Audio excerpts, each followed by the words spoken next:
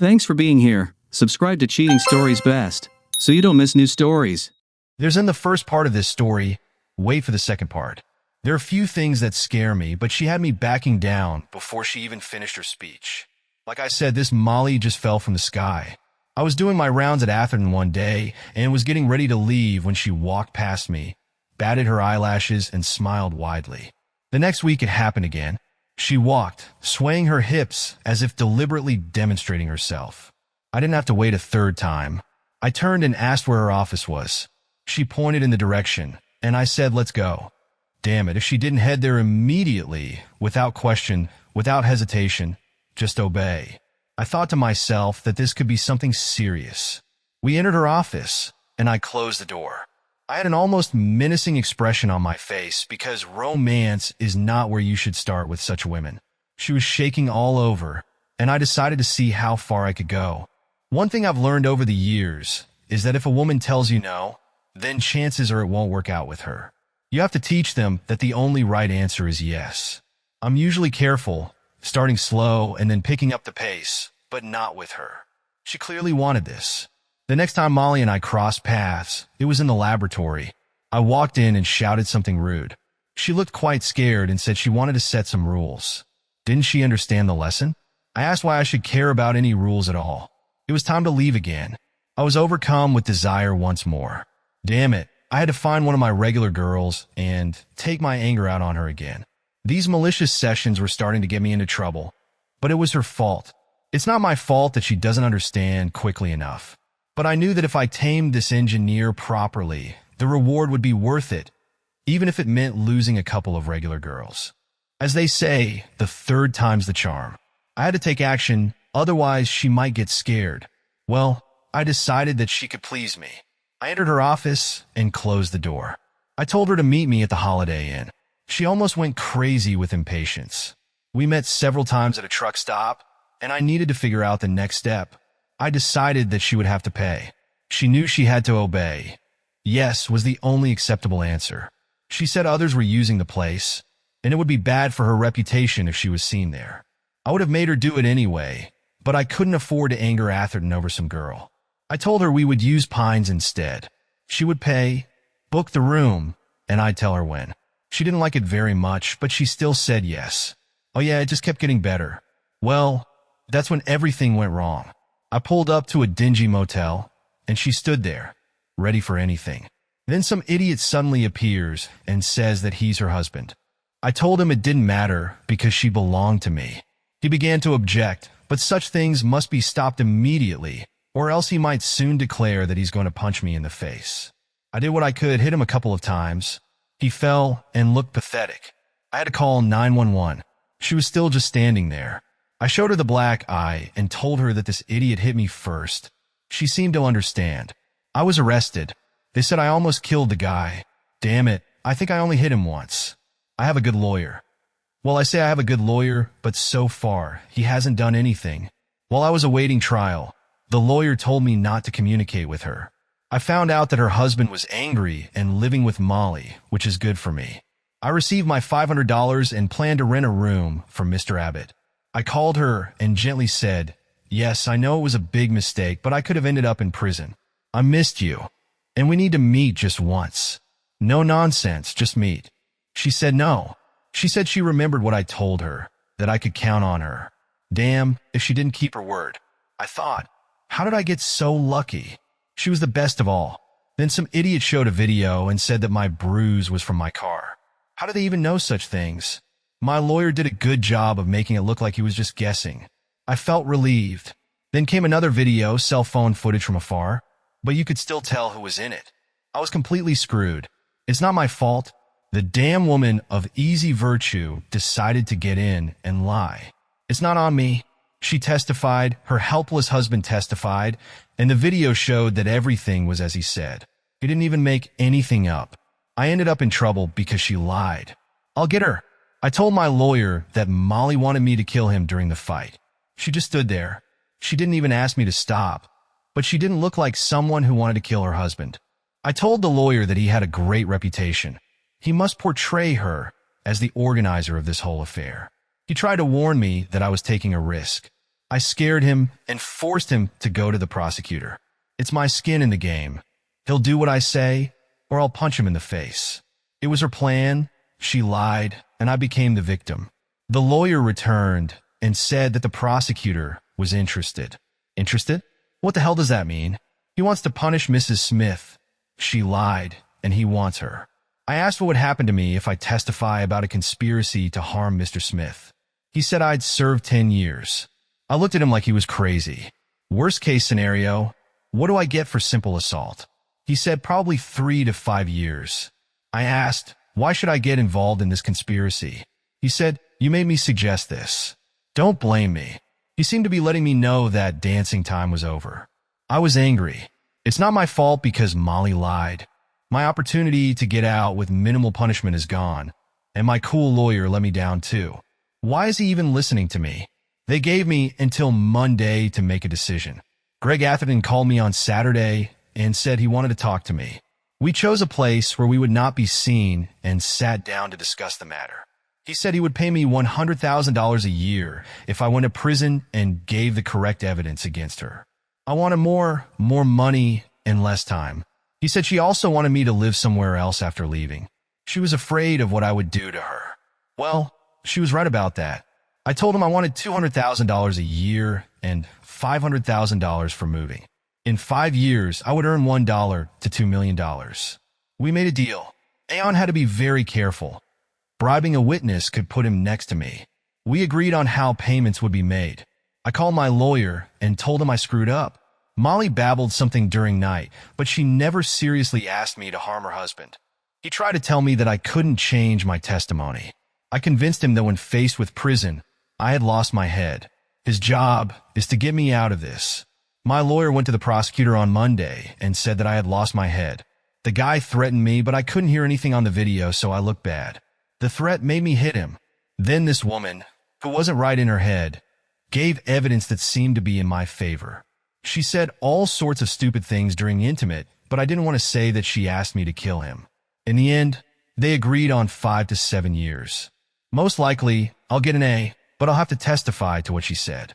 I make about $70,000 a year painting, and here I'll earn 3 times more sitting in a small cell. Molly Smith. I'm sitting in the courtroom next to my lawyer, where we were told the jury has reached a verdict. My father always told me not to put myself in a situation where my fate depends on the kindness of strangers. And now, 12 of them are deciding whether I belong in prison. How did I get to this point? My name is Molly Smith, at least for now. Regardless of whether I end up in prison, I don't think my sweet husband will want to be with me much longer. I suspect that he hasn't yet filed for divorce and is attending my court proceedings to help in any way he can, although we haven't communicated or lived together since my arrest. At school, I was a quiet, diligent student. I've always been fascinated by how things work. I was one of the top students in math and science and decided I wanted to become an engineer. I received a full scholarship to UCLA. I continued to be a good student, but I also began to develop a social life. I learned that I love night, all kinds of intimate, but especially rough, unbridled intimate. My roommate kept warning me that sometimes the bad boys I was interested in weren't funny at all, but just bad. One of them could hurt me, or worse. So, I was as careful as possible. I began to separate my encounters. Some I met among students with whom I might want to build relationships, others in bars in poorer areas. Back then, I thought I liked rough, and maybe even forbidden night. I dated guys in hopes of finding someone I could love and who would love me. When I found the right person, we would be lovers. But no relationship lasted very long, and I couldn't understand why. I had never met anyone like those I studied with. They all seemed so reliable, not the ones I was looking for. Plus, they all acted like loving puppies, well, all except one, Dave Smith. He was a mystery. In my 4th year, I decided I wanted to change. I needed to settle down. I approached Dave and asked him why he never tried to court me. It ended with a date. He was so cute that I wanted to bring him to my room. He shocked me by saying no. I soon realized that I could have both the love and the wild intim I craved so much with Dave Smith. I loved him enough to trust him with my need for rough night. Our love led to us introducing each other to our parents when we went to Rivertown. Not only did we meet Dave's family, But I was also introduced to Greg Atherton and Aon products. I found my dream job. They sell custom vans equipped to transport a variety of products to their many clients. They equipped vans to deliver hot pizza, cold beer, heavy welding equipment, light party supplies, and everything in between. Some trucks were used for multiple purposes and should have been easily converted by the owner. I was introduced to the work of the company by the owner and president himself, Greg Atherton, and by the end of the day, I had already agreed on a job and starting salary. When I met Dave after the tour, I was so excited that I announced we would live here after the wedding, even though he hadn't proposed to me yet. One of my first tasks was to develop a clamp. Aon vans are equipped with poles attached to the roof and floor inside the van. Multifunctional vans sometimes had hooks on poles, sometimes shelves, and the owner needed to quickly change the configuration. It took over 3 years to develop, but I invented and patented the Atherton clamp. It was simple, but very effective. The clamp was specially designed for these van poles.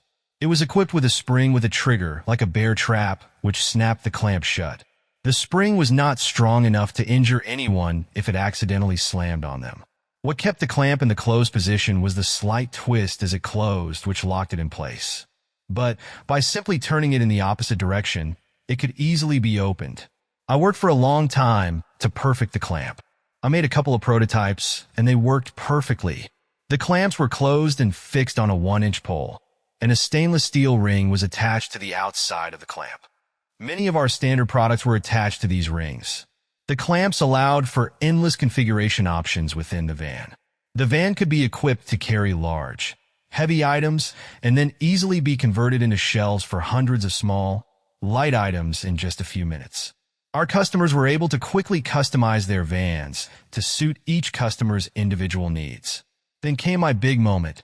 I brought 2 prototypes to Mr. Atherton. His first reaction was subdued. He suddenly lit up and said, "That would be ideal," but then stopped and blushed. I had no idea why he was embarrassed, but it made me uncomfortable too. He muttered something under his breath, then pulled himself together. Later, I accidentally found out that he was thinking about using these clamps for self-bondage. I had never heard of self-bondage or even thought about it. My curiosity was piqued. First a spark, and then more and more. My fantasies were soon completely taken over by the image of me. This led to experimentation at home. I practiced many times. I knew I had about a minute to get ready. I heard Dave come in and call me. Believe me, it takes a lot of practice to hit the pole blindfolded, but where there's a will, there's a way. Dave had no way of knowing how long I was in this position, whether it was a minute or an hour. He entered the room. The more I thought about it, the more disappointed I felt. I was so vulnerable. He could do anything to me, but he didn't go crazy. He didn't use me roughly. Gentle intim didn't satisfy my need. It only inflamed it even more. There was so much that could be done. You don't tie yourself down. It suddenly dawned on me. The person I loved and wanted to cherish and respect me was not the one who could also use and humiliate me. It was a comforting thought in a way. I needed love, support, and affection. It was wrong to expect the opposite behavior from the same person. I was lucky to have such a loving husband. I decided to put my perverted nature aside in all its manifestations. Dave was loving and faithful to me, and I would be faithful to him. I didn't want him to force me into submission, so I'd have to give it up. It was a logical decision, just like they taught me in engineering school. But it didn't calm the emotional fire that was burning inside me. Rumor spread that Greg Atherton had driven his wife away due to his need for kinky intimate and bondage, and he'd been alone ever since. I loved Mr. Atherton, not as a man, but as a teacher, a mentor, and suddenly as a man with a weakness that I began to understand more and more. My logical mind began to tell me that being loyal to Dave meant not loving anyone else, but having your own submissive boss is not treason. I became increasingly aggressive with Greg Atherton at work. Every time I did this, he became more submissive. We both liked it. It became our routine and satisfied my needs, but soon, this was not enough. The problem was that I wanted to be the one tied to the bed. Aon assigned me to work with the production manager, Sue Dobson. In the first few weeks, we discussed Aon products and how to improve product quality and significantly increase production volumes. We didn't talk much about our families or home life. I knew that, like me, she was married and without children. When I started talking about Dave, she often turned the conversation back to business, such as how to add another shelf to a particular model. I once mentioned that I liked hard or rough night. She said she was the complete opposite, afraid she was too correct. We were on the verge of discussing personal topics that we had always avoided. Suddenly, she suggested having dinner with our husbands. I liked the idea, and we planned dinner at the country club. When we met there was an immediate spark between Sue and Dave. It turned out that they were childhood friends. It was a great evening, and we all became close friends after that. Sue and I talked about everything. She was worried about her marriage. She simply wasn't ready to expand her boundaries, as she put it, in her relationship with her husband. I told her that for me, it was the other way around, and I had to restrain myself. I admitted to her that if I had been left to my own devices, I would have long ago become someone's slave. I just couldn't get my sweet, loving husband to behave like that. Sue laughed and said she wished she could be like me.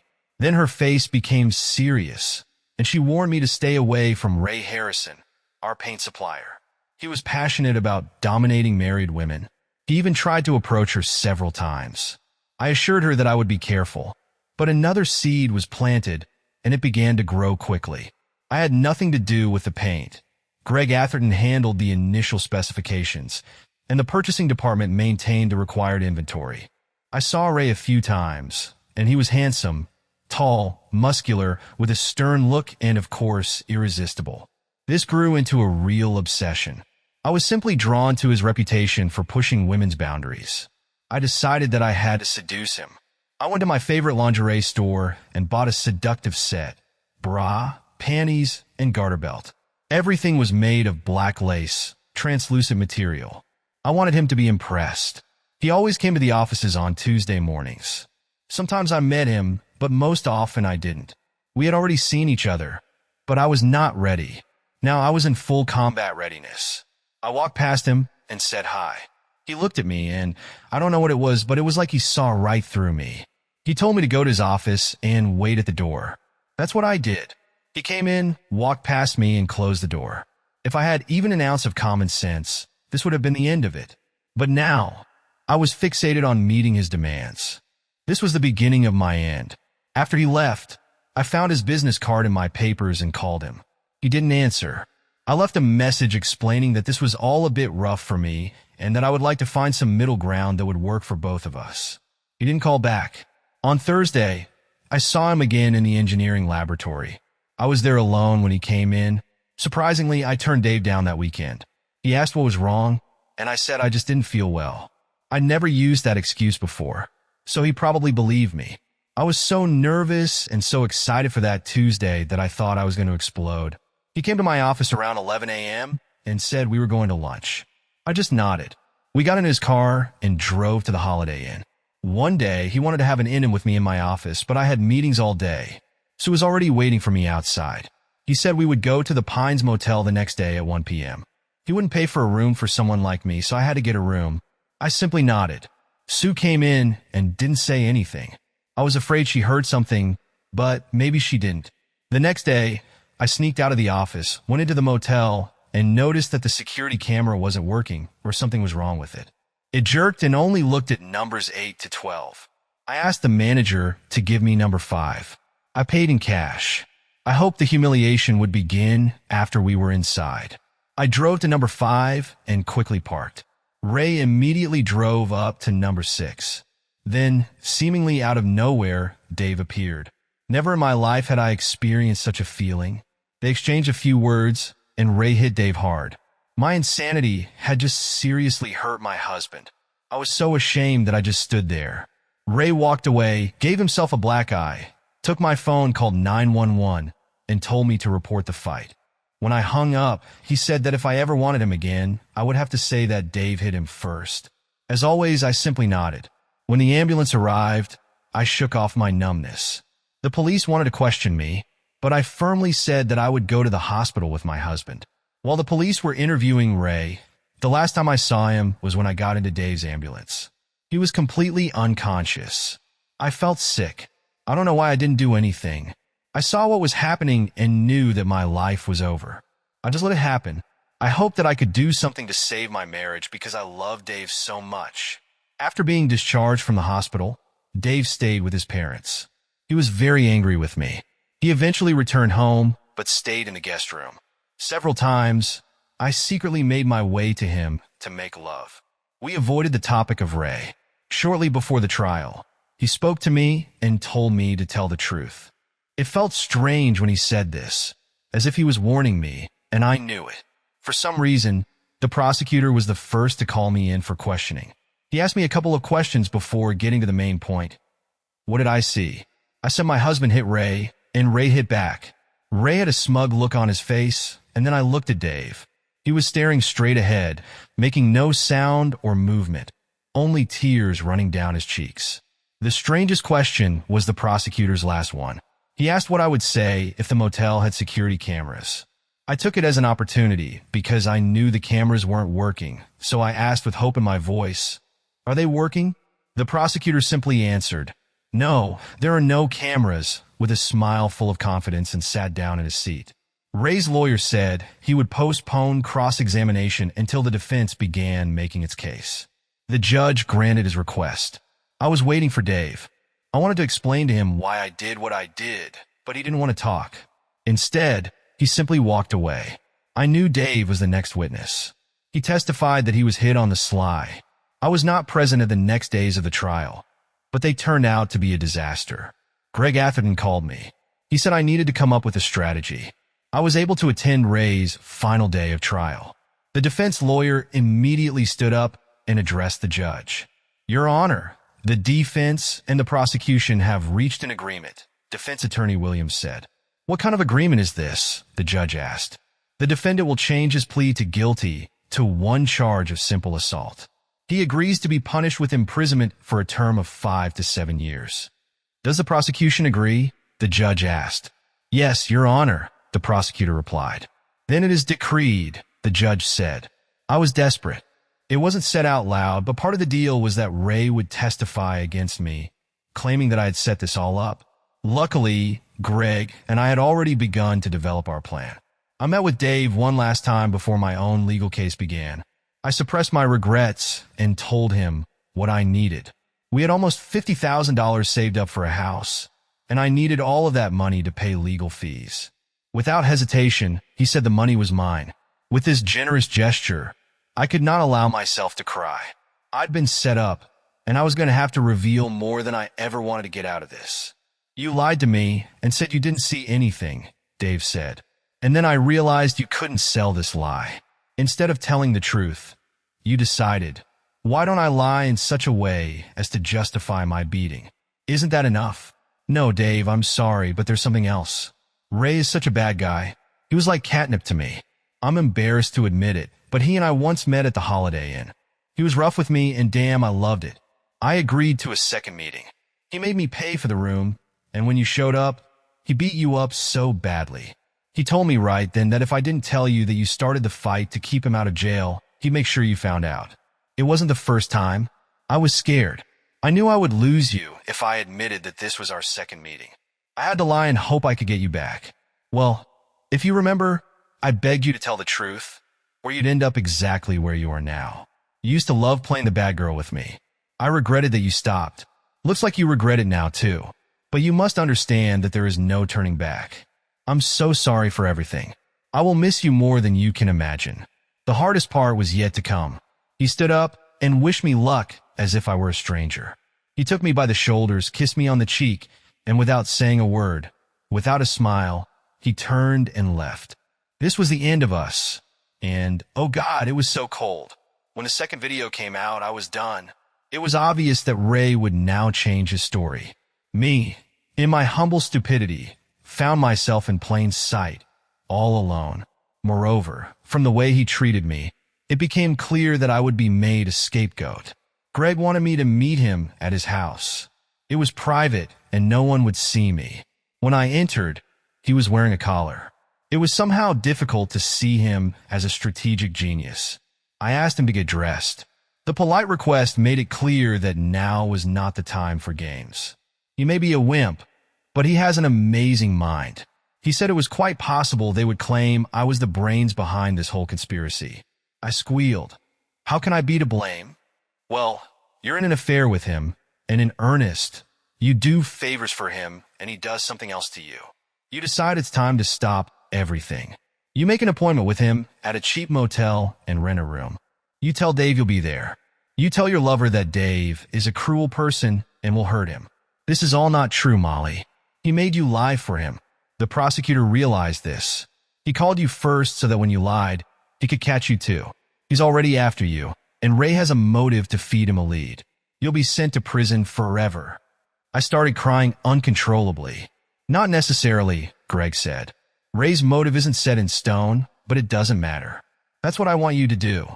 You have to think about your true version, rehearse it, and then come to me, and I will help you make it perfect. We don't have much time. Fine. One more thing, he added. In my opinion, during your testimony, you seemed overly concerned about whether there was a video of you outside the motel. Why did you seem to know something? Did you see me testify? I asked. I didn't see you. You don't have to be there to see, he explained. I saw broken equipment. Come up with another story. Ray told you. This is critical now. Go to work on Monday. Everything will go to hell. New version, great. If I change my testimony, the prosecutor will attack me with redoubled fury. Greg must be right. They will make me guilty. I have to make myself a victim. Why would I be a victim? I asked. I found myself in an affair with a man who found in me a need to be submissive. This will never work. This will only confirm his version. The truth just won't work, not in any form. I need to think, but as Greg says, there's no time. I came home and went to bed. It was early, and I slept in a shallow sleep, full of anxiety. But around midnight, I woke up with an epiphany: blackmail. Blackmail might work. He forced me to lie under threat, and when an unknown video appeared, he made up his story. Greg was right. He must have known about the video. The man made me register. How could he know this? Maybe it wasn't Ray. A new thought popped into my head. I happened to meet his lawyer before I gave my testimony. We were in the hotel lobby. I walked up to him, asked if I could talk to him, and he stopped for a second, saying that talking to a witness in the case was completely unacceptable. He left. I looked after him because I really wanted to ask him, but then I thought, what in the words "totally unacceptable" left me with the opportunity to speak. I left. Maybe this will come in handy. I told Greg, and he liked my version. We worked on it, and he became strict with me. He shouted, "Don't smile. Can you make your voice shake? Look unsure. Get rid of your attitude." I would have hugged him, but it would have distracted us. And I needed a man, not a mouse. Monday morning came, and I knew my time was running out. I went to work, and before lunch, the police came and arrested me. They handcuffed me and took me out like a hardened criminal. I've never felt so alone. As we walked past Greg, he said, "This is a workplace. I don't care what you say. She did. My employees deserve better treatment on company property." A couple of months later, my trial began. I was charged with attempted murder, conspiracy to commit serious harm, accessory to assault and battery, and a few other things that just flew past me. Oh yes, and almost laughably, perjury. The prosecutor described me as a despicable, low-life cheater whose blatant disregard for marital vows led me to deliberately seek to cause serious harm to my faithful, church-going, loving husband. I went him after that. My lawyer said a few good things about me, and the case began. The prosecutor called the clerk who checked me into the motel. He also called a man who recorded a video of Ray beating Dave while I just stood there. They showed a short video from the motel. The prosecutor presented this without much emotion, simply introducing the facts and saying nothing about what it meant. Every time a witness testified, my lawyer stood up and said there were no questions. The list of evidence and accusations grew, and I was afraid everything was lost. I'm here because of the Harrison trial. The DA told me not to lie. Then Dave said Garland told him he didn't need to warn me not to lie. He told me this when he himself had warned me not to lie. All this pressure made it obvious what I had to do: lie. Since I knew there was no video proof of my presence at the motel check-in, the least evil for everyone was to lie. There's also the fact that perjury is rarely punished. People lie in the dock, but their lies usually don't affect the outcome of the case. For example, a witness says he saw the defendant on the other side of town during the crime, so the defendant isn't guilty. If the witness is a close friend of the accused, and the accused is found guilty, it becomes clear the witness lied. Why worry? The verdict has already been passed. The jury is unlikely to say it was a lie. Rather, it would be seen as a mistake. Let everything take its course. But this district attorney has a God complex and sees lies before him as a challenge to heaven itself. So, I said my husband started the fight when, in fact, he was hit on the sly. There were no serious injuries, and Ray would have been released if my testimony had held up. It was so simple. This led to my trial and the opening statement to the jury. She stood by and let her man be beaten almost to death and lied about it. She is guilty of lying. She was an accomplice in the beating. She probably liked it. The state will prove all elements of the charge. My lawyer said Garland was stretching himself too far. He could have prosecuted me for perjury, but he wanted to make me the reason for the beating. Garland was confident he could build his career on this accusation, perhaps one day becoming governor. His ambition made him a formidable opponent, but also vulnerable. We had a chance to exploit his overzealousness defensively. Ray Harrison testified that we had a torrid affair for many months. He did not specify how many months exactly. They showed surveillance video from the Holiday Inn. Harrison also said that we met many times at the Good Riders truck stop, but camera footage from the parking lot was not kept for more than a week unless there were incidents. The clerk recognized Harrison. The clerk said Harrison always registered under the name Scott Abbott. Abbott's name appeared on the register for several months in a row. Harrison also testified that I was there and saw everything. I showed that Dave hit him first. Harrison testified that often during our meetings, I told him he was my man. I told him he was better than Dave. I told him I cared about him, not Dave. Those were judgmental words, but they didn't go as far as asking him to do anything. My lawyer was very good at cross-examination. He asked Ray if he had affairs with other women. Ray began to prevaricate, and Garland countered that Harrison was not on trial and that it was irrelevant to the case. The judge upheld the objection, and my lawyer pretended to be hit in the heart. His dramatic behavior led to the judge rebuking him, and he apologized but looked at the jury as if the judge's decision was unfair. My lawyer came to talk to me. He didn't say much, just asked for a nod. I nodded. We were discussing Scott Abbott, and my lawyer knew how long my affair with Harrison had been going on. After speaking with me, my lawyer requested parking records. He chose the date 6 months before Harrison and I started dating. Look at the signature and date. Are you alleging that on this date you and my client engaged in illicit intimate? Harrison became nervous. It doesn't look like my handwriting. I understand. Did someone else sign for you? I was told that other people use this alias for the same reason I do. Objection, Your Honor. These are rumors. The judge didn't even raise an eyebrow. This is your witness, Mr. Garland. The objection is rejected. Later, when re-examined, Garland forced Harrison to admit that several of the signatures were indeed his and that they indicated meetings with me. Under recross-examination, Harrison admitted that he did not know exactly how many times this had happened, perhaps several. My lawyer also questioned Harrison about how I allegedly loved him more than Dave. He asked when I said this. Ray began to fuss, saying many times. My lawyer asked, what was happening when I said this? Ray didn't understand. Was this at dinner? Ray said we never went to dinner. Was it at a bar or at a dance? No, we didn't do that either. What were you doing? We met in the room and did it. So, was this why you were doing it? Ray admitted this was happening. Then, were there other moments? No, that was the only time I said it.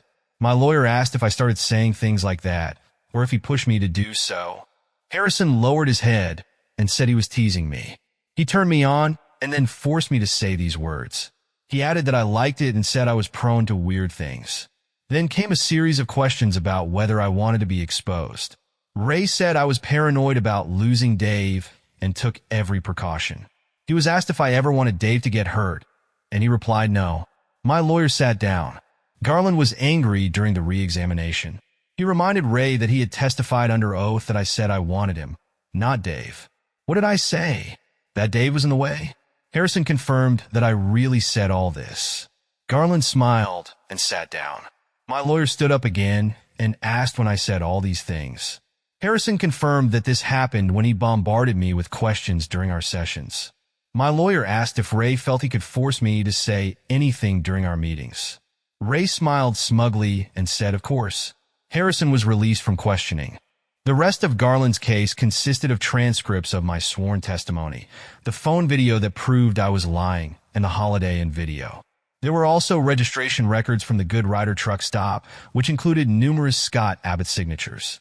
It was a simple and straightforward presentation of the facts. Garland finished his job. My lawyer was great in his opening statement. He said he was completely confused. The prosecutor turned the mistake into an attempt to ruin the woman's life. Yes, she cheated on her husband, and she was paying for it, but this defense's first witness was Judy Staples. Judy revealed that she and Ray were lovers. Their most frequent hangout was the Good Ryder truck stop. She knew that Ray registered under the name Scott Abbott. She always waited for him in the parking lot and never caught the eye of the motel staff. She hoped she wouldn't get caught, but she was caught anyway and is now divorced. She knew Ray took many women there. This testimony was subject to a hearsay objection, which was granted, but the jury had already heard it. Under cross-examination, Garland tore it to pieces. Did she know if Molly Smith was one of these women? She didn't know. Did she know that Ray had many lovers at the same time? She didn't know. Did she know that Ray was registering under the name Scott Abbott? She didn't know. He was pleased with the result. My lawyer asked one question during re-examination. Did she have a long-term relationship with Ray Harrison, and did they meet in a truck stop motel room during that period? She confirmed that this was the case. 2 different motel clerks were then called. Both testified that a large, well-built man they recognized from Ray's photo had checked into the motel under the name Scott Abbott. They were asked if anyone else had registered under this name. Both laughed at the question. One even added that sometimes Scott Abbott was a woman. No one cared as long as the $500 deposit was made. None of them could say for sure which of the signatures might have belonged to someone else who used that name. Finally, I went to the podium in my own defense. I said this was all the work of Harrison and his lawyer. Harrison told me that if I didn't lie in my statement, he would expose our affair at the Holiday Inn, and I would lose my husband. I had no choice. I testified that one morning when I returned to my desk, I found a note asking me to contact an attorney named Williams at the Marriott Hotel. I got there at the appointed time, and the man told me there was a video that showed nothing and that I shouldn't worry. He continued walking without acknowledging me.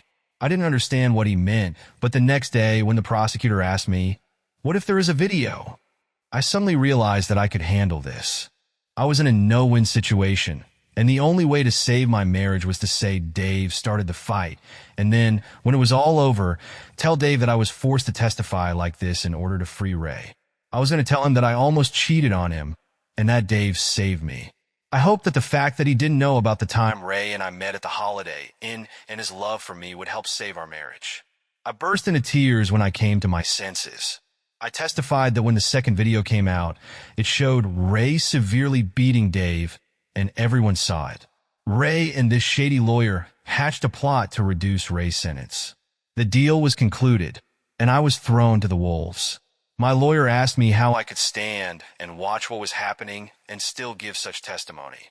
I replied, referring to the video, the scene was creepy.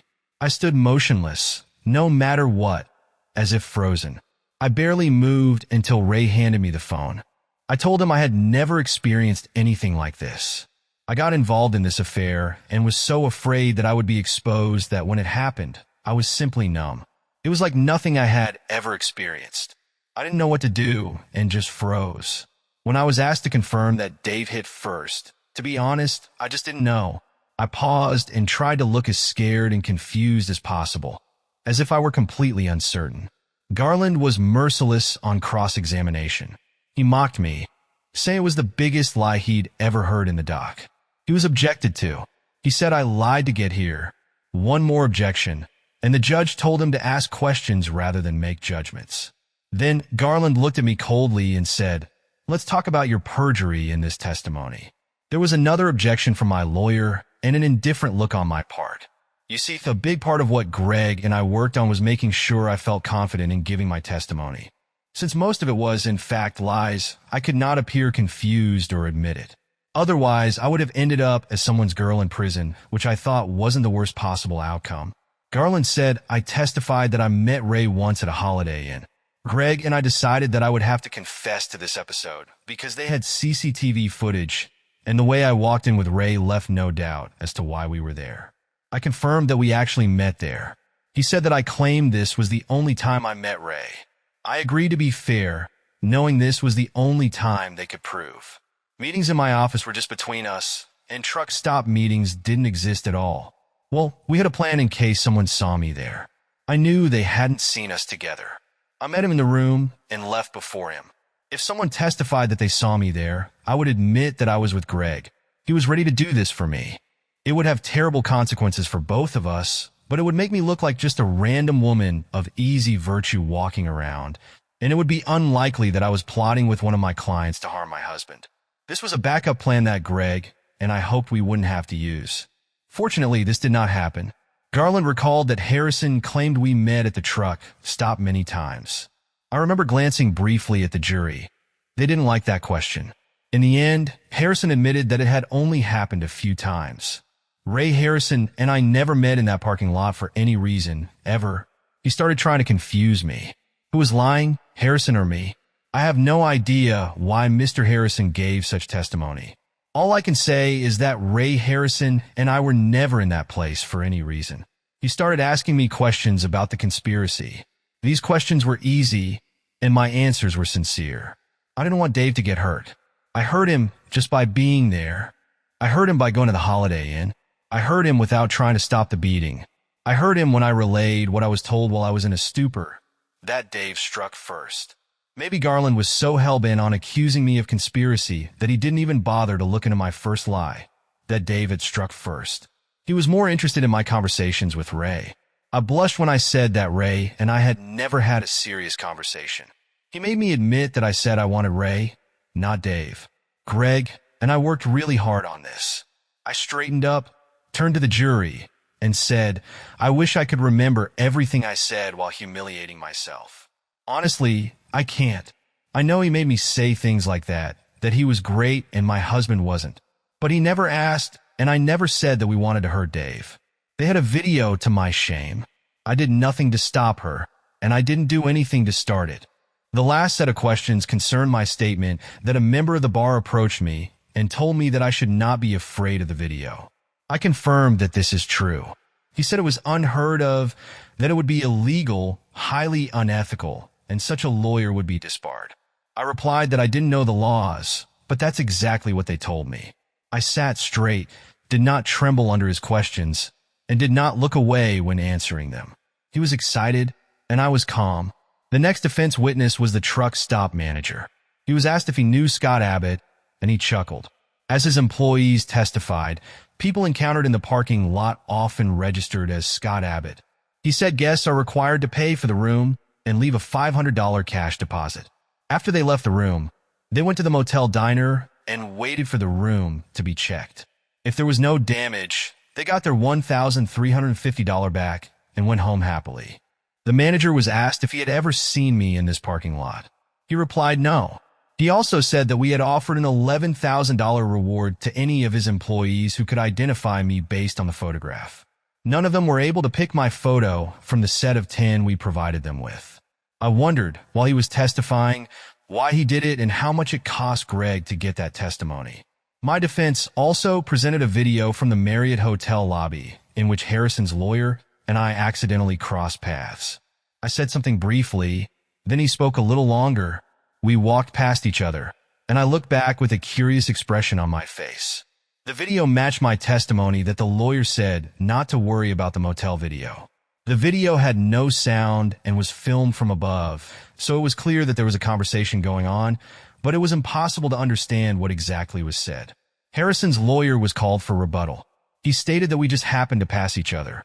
I started to say something, but he stopped me and said that he could not talk to the witness outside the court.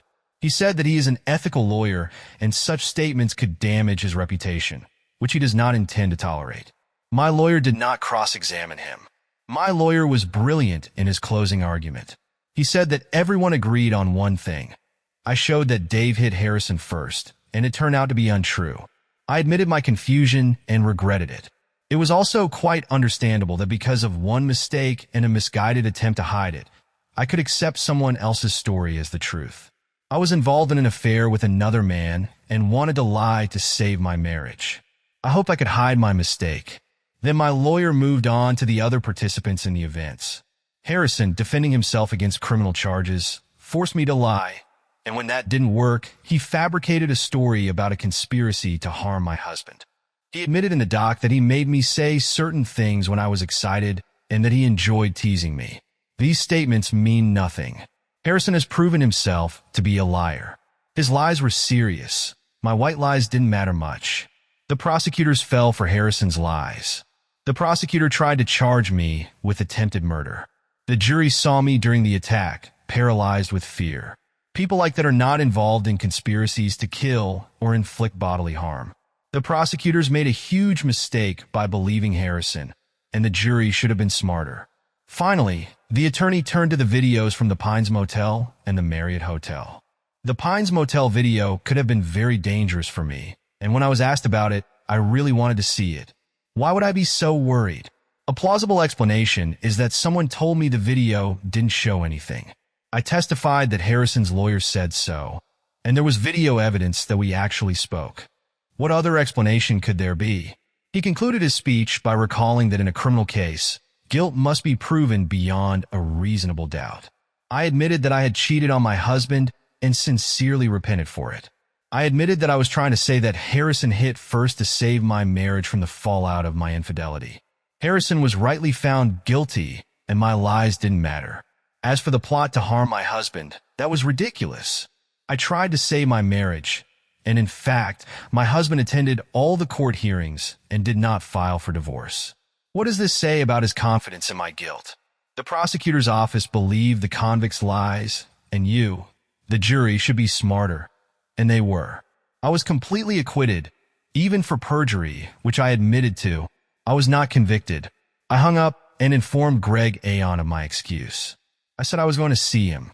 I flew into the room dressed in a leather corset and long leather boots.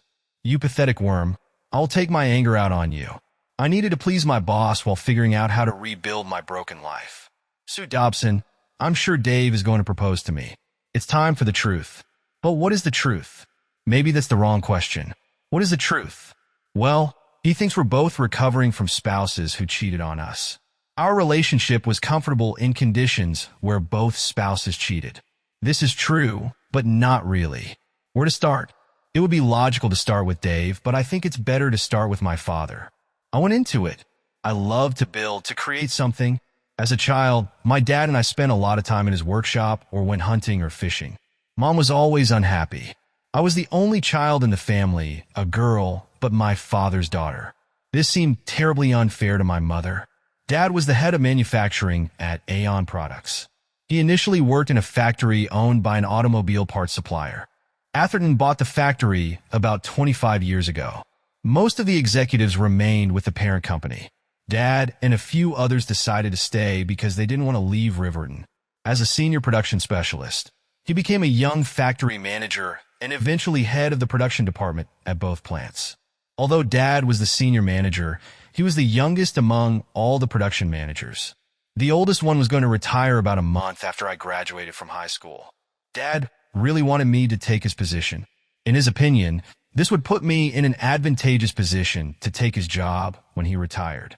All the other production managers were scheduled to retire before him, and he was going to hire their successors himself. I really liked the idea and started working just a few weeks after finishing school. In the fall, my dad transferred me to the night shift, and I studied during the day and worked at night. I was young and could take a nap here and there. It was easy. I finished my management degree a semester early. In 4 years and 2 years later, my MBA. My future was bright. The only thing that suffered was my personal life. I worked, studied, ate, slept, studied again, ate, worked, and so on in a never-ending cycle. How was I supposed to find a guy, get to know him, and build a relationship? I still haven't found the answer to this question. Although I almost always had days off on Saturday evenings and Sundays, I had no one to spend them with, and I had no energy left to search. I channeled all my energy into finding my soulmate, but instead, I found John Dobson.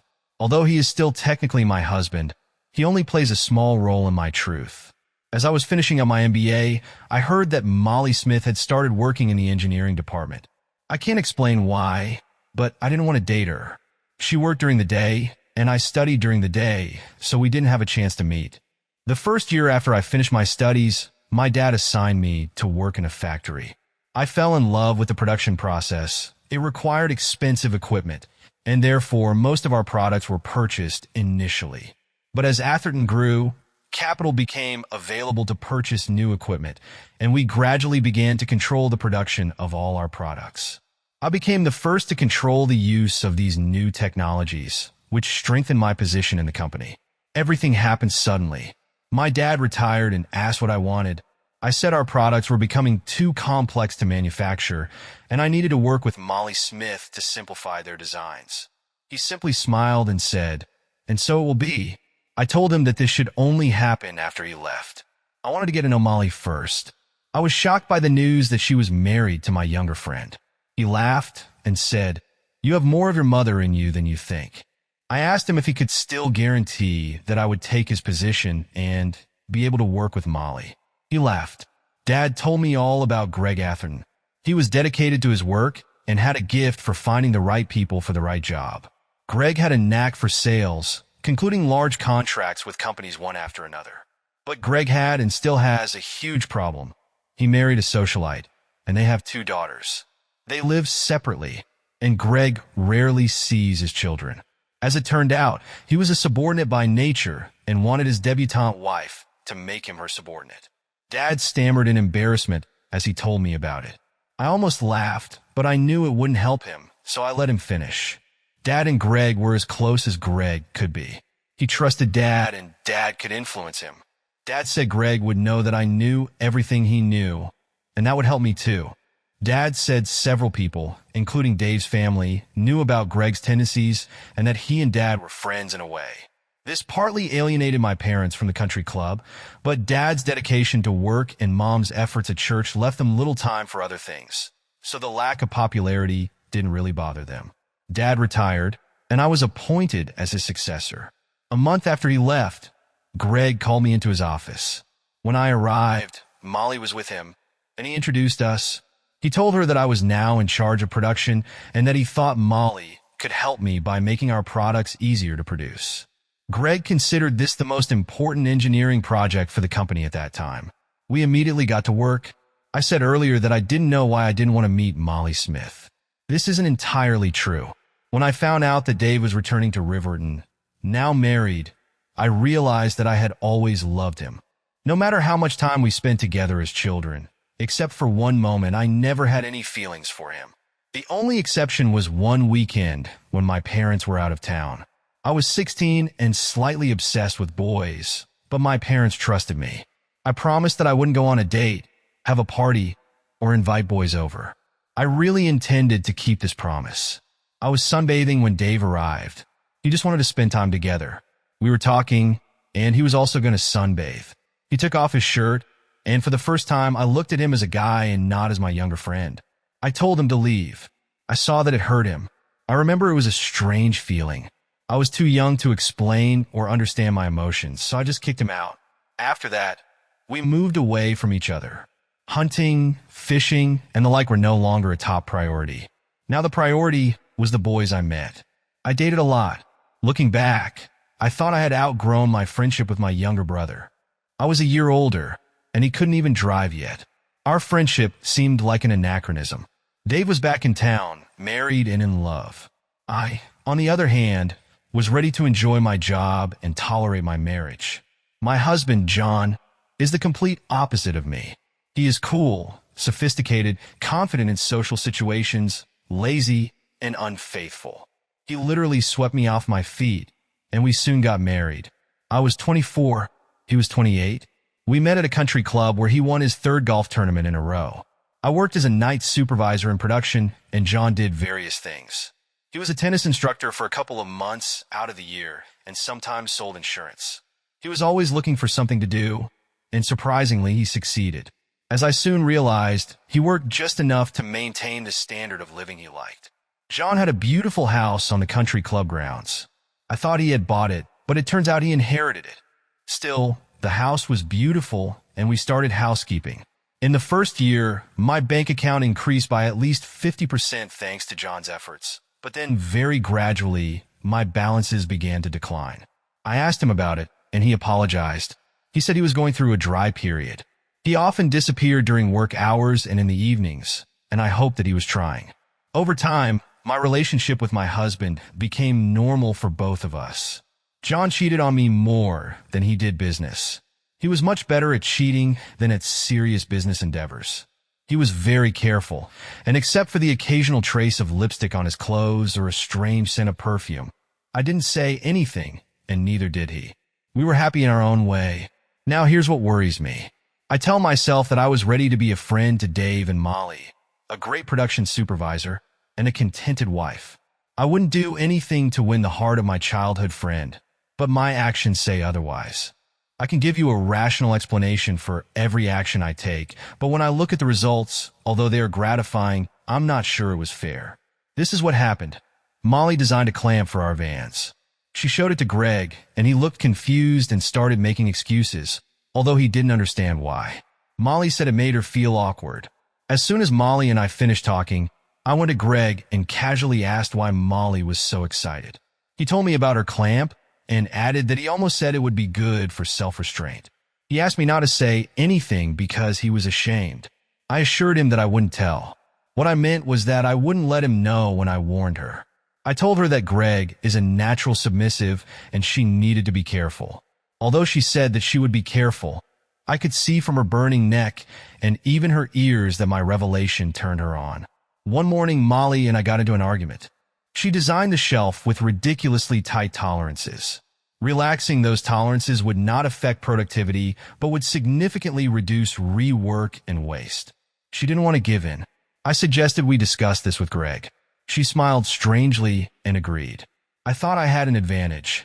My father knew damaging information about Greg, and although he never used it as a weapon, Greg always gave in to him. Greg also knew that I knew where the bodies were buried, and he gave in to me too. I arranged a meeting between the three of us. When I walked into Greg's office, Molly was already sitting in one of the guest chairs in front of his desk. I took another chair. I began to explain the situation, but Greg stopped me. I knew it. I looked at the problem myself. In this case, I think the engineering department is right. Not Molly. The engineering department is right. Molly had a smug smile on her face. He may have yielded to me, but she subdued him. I was sure that she had made him her dog. Both were surprised that I didn't object. Now I was smiling, and they could puzzle over what it meant. I thanked both of them, and after 5 minutes, our meeting ended. Now I had a plan of action. I was willing to remain Dave's friend as long as he was happily married. But in my understanding, he could not be happy in marriage if his wife was cheating on him. I hired a private investigator to document the exploits of my husband, John. It didn't take much time or money, but it established our relationship with the detective agency. Soon, we had everything we needed on John. I asked the detectives to follow Molly. They didn't find anything. The lead detective suggested we meet at his office. Are we doing something wrong? Or is your Molly Smith as pure as snow? We only follow her on Wednesdays. Why?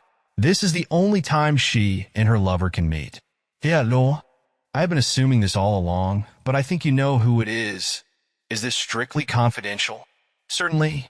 A detective agency that violates confidentiality is closing down faster than you think. My silence is in your interests. This is good for you, Greg Atherton. Big fish. They work together. Are you sure they don't have a nook in one of your offices? Excluded. Are you sure? Okay, let's leave it at that. Why only on Wednesdays? Both factories report to me. No one can enter or leave without leaving a trace, except on Wednesdays. We have a staff meeting at this time, and my eyes are all on that meeting. I can't involve others because rumors will spread quickly. Okay, you're sure about it. Let's leave it at that. Why don't we monitor every Wednesday? These are the days when Greg leaves town. How do you know that? he asked, looking at me in disbelief. Damn it, I said. I know because he says so himself. He publishes his calendar. Do you have a copy of it? His question sounded innocent, but it was clear that he was annoyed by an amateur who thought he knew everything. I have all the dates in my phone calendar. I opened it, and we started looking. Greg is away up to 3 times a month, sometimes for a day or 2, sometimes for a week. He's gone 2 or 3 Wednesdays a month. Where does he go these days? He never speaks. If you ask, he'll answer, but generally speaking, for the 3 or 4 of us who have his cell number, we can call and talk. He could be in the next office or in Timbuktu. Who would know? He smiled widely. Well, now at least 2 of us know, or at least have a strong suspicion. Let me remind you that I suggested discussing all this when we first started, but you said to just check the environments you recorded. Yes. Your fee is fair. Well, now we have a clue. I'm sure we'll clear everything up soon. Whether your price is fair or not, I'm already at my limit. I don't want you to be claimed as my dependent. He laughed. The next 2 weeks would give us 3 good opportunities to gain information. In the meantime, I needed to meet Molly's husband. Until now, I hadn't allowed our friendship to develop. She couldn't reveal that her husband was Dave Smith, and I couldn't reveal that he was my childhood best friend. I had to keep our relationship strictly professional, but it was time to change that. We worked well together, and she happily agreed when I suggested we meet for dinner at the country club on Saturday night. It was hard to meet Molly and not let her tell me that her husband was my childhood friend. More than once, she began to be inclined to mention him, and I had to change the topic of conversation. When I thought everything was fine with the Smiths, I was satisfied with our work as acquaintances. But now, if she was cheating, I had to find out if Dave had any feelings for me. I practiced feigning surprise at meeting him, and I did it.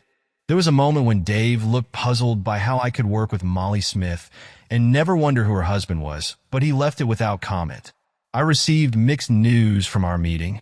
Dave had very strong feelings for me, which was wonderful, but he was crazy about Molly, and that presented a problem. I was on my way out. I left early because I needed to get into the right frame of mind. Dave deserved to hear the truth from me. Without this, we would have no chance of a long-term relationship. The last person I wanted to see was Molly, but she came up to me. Sue, can you give me a minute? Not the best time, Molly. Maybe another time. She blocked my way. Sue, I know you and Dave are really serious. What I have to say will benefit both of you. Please, just a couple of minutes. I felt my shoulders drop. I had accepted that I would have to listen to her, and I couldn't imagine how that would help. But we were close friends and continued to work together, so those few minutes could have changed something. Where's my office? It's very close. Let's sit there. I promise you will leave in a better mood than when you came.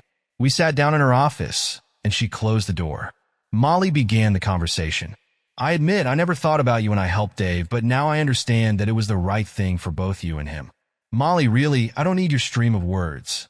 Sue, please listen to me for a few minutes. You'll see that it's not what you think. I've never been jealous of Dave. I knew it wasn't necessary. I could tell that when you met again, he loved you. He loved me more then, but he was completely mine. The problem was that I wasn't completely his. You probably remember warning me about Ray Harrison. She stopped to see my reaction, and I simply nodded. I knew this would be a great warning if I were someone else. I laughed.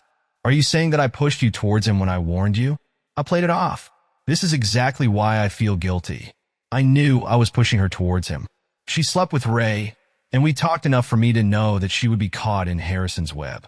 I wanted her to get caught, get divorced, and her husband to be free. I wasn't even honest with myself about this. I'm ashamed to even describe what we did with him. I love Dave with all my heart, and that's why I can't be with him. You are not together because you committed perjury. That's what I want to talk about. I love Dave so much. I wanted him back. I hesitated, unsure whether to tell the truth or remain silent. Molly, I raised a finger. Remind me quickly. You didn't? I know the reason why I did this is important to both you and him, Molly continued. A few days before I was supposed to testify, I got a call from Ray. He wanted to meet at a truck stop and just talk. He spoke to me tenderly. He had never uttered a single decent word to me before, but here he charmed me. I knew how it would go. What's worse, I knew I would do it. I would tell the world that Dave planned the Kennedy assassination if he broke me. I told Ray to go to hell, that I would never talk to him again. I looked at her in amazement. This is all? Molly, this doesn't make sense. She wiped away her tears and continued. Remember the video from that day at the Pines? You saw my strange pose? I tried to hug Ray, but he told me stay still. Arms back, chest forward, and don't move until I tell you to. And then he hit Dave, and I couldn't move. My foggy brain thought my world had collapsed. If I just obeyed, everything would be fine.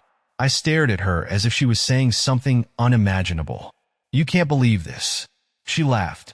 I know it sounds impossible, but the fact is, if you play at subordination to some vile tyrant for long enough, you begin to obey him. As much as I love Dave, I let him get beaten up and let that idiot call 911. If I had stayed with Dave, he would have gotten hurt again, or maybe worse. I couldn't let that happen. It dawned on me. So you lied in court so that he would never want you back. She smiled. Yes, I understood everything now. Tell him I really love him, but someone will come at me one day, and before I know it, I'll be beating up Dave myself just so this guy can continue to humiliate me. He's too good a man for me. Luckily, he's too honest. The public humiliation I gave him ensured that he's now safe. You know, he'll appreciate it. It'll make a difference for him and for us, him and me. He doesn't talk about it, but I know it haunts him. How could it be that his lover betrayed him in the courtroom? She cried, but quickly pulled herself together. No, tell him that Ray's call made me realize I wasn't the one for him, and I had to risk everything to get him to get rid of me, she said. I hope we can renew our friendship, although I suspect there will always be some tension around Dave. She agreed, but added, who knows what the future holds? It was important to her that Dave and I get married and live happily ever after. Now that I know it was important to her to end her marriage to Dave, I don't have to explain my role. Her truth is what Dave needs to hear. Dave Smith. What a year it has been. It started with me being madly in love with one woman, and it ends with me even more in love, but with another. The middle of the year was chaotic. I was shocked by my wife's complete betrayal. Of course, I filed for divorce, but I waited until after her trial. I wasn't going to do what she did. A messy divorce would have hurt her during the trial. I was raised to be compassionate, to turn the other cheek. I could divorce her after the trial, which is exactly what I did. I was surprised that she was acquitted, but to be honest, I didn't care anymore.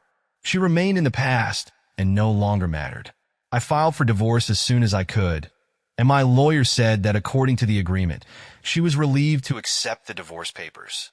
She immediately suggested that her share of our assets be used for her protection.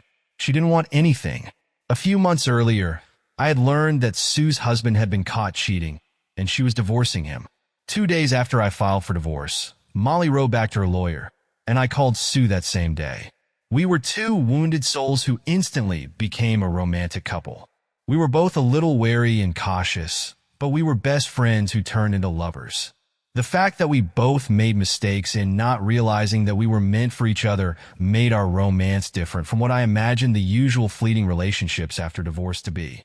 6 months passed, and it was time to propose. I said I would cook dinner in my apartment, and now I'm waiting for her to arrive. Here she is. You look more and more beautiful every time, I said as she came into my arms, and we kissed. Wait a minute, otherwise we'll stay without anything in the kitchen. I teased. Are you encouraging me or discouraging me? She laughed. Neither one nor the other. I just want to do it first. I took the ring box out of my pocket and opened it for her to see. Sue, my love, will you marry me? She took the ring, put it on, and said, of course. I've been waiting for this all my life. The dining table was never used, but we didn't make it to the bedroom either. The closest place was the sofa in the living room.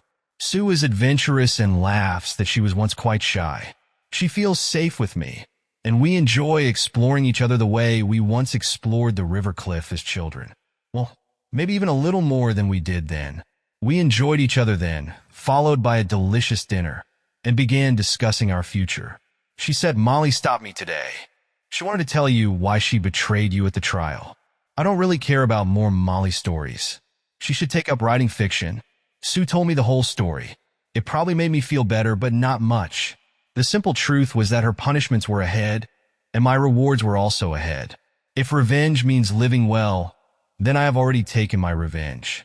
The final sentences seem like they might belong to a story in a series, so I left them mostly as is, adjusting for punctuation and flow. Subscribe to our channel so your love doesn't cheat on you. And go ahead and listen to the next story because this story is nothing compared to the next one. If you're under 18, don't even think about clicking to the next one. Click to the next one